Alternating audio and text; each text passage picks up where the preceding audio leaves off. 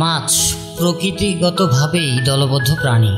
তারা একসাথে ঘুরে বেড়ায়, শিকার থেকে আত্মরক্ষা করে এবং প্রজনন প্রক্রিয়াও পরিচালনা করে দলবদ্ধতার উপর ভিত্তি করে।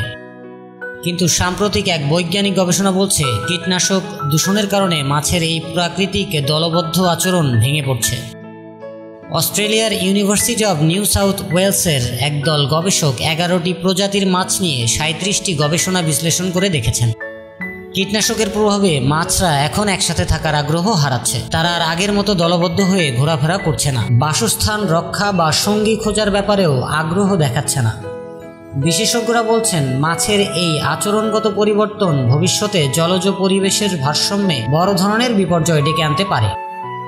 গবেষণার প্রধান লেখক কাইল মার্সিন জানান, এটা হচ্ছে এক ধরনের নিঃশব্দ বিপর্যয় যা এখনও হয়তো চোখে পড়ে না, কিন্তু ধীরে ধীরে পুরো একটি বাস্তুতন্ত্র ভেঙে ফেলতে পারে। এতে সবচেয়ে বেশি ক্ষতিগ্রস্ত হচ্ছে মাছের প্রজনন আচরণ, সঙ্গী বাছাই, মিলনের আগ্রহ, এমনকি সুরক্ষার বোধও হ্রাস পাচ্ছে, যা ভবিষ্যতের জন্য এক বড় ধরনের হুমকি হয়ে দাঁড়াতে পারে। এছাড়া অনেক মাছ প্রজাতি সাধারণত একসাথে চলার মাধ্যমে শিকারীদের হাত থেকে নিজেদের রক্ষা করে, কিন্তু একাকী হয়ে পড়লে তারা আরও বেশি ঝুঁকির মধ্যে পড়ে। গবেষণায় ব্যবহৃত কয়েকটি কীটনাশক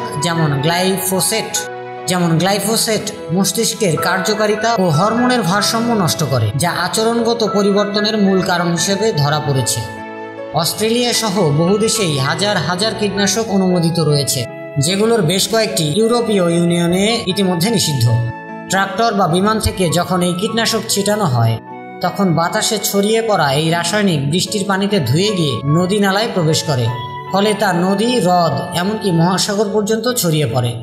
মাছগুলো এই পানিতে সাঁতার কাটে এবং তাদের শরীরে গিল বা খাদ্যের মাধ্যমে এসব রাসায়নিক ঢুকে পড়ে।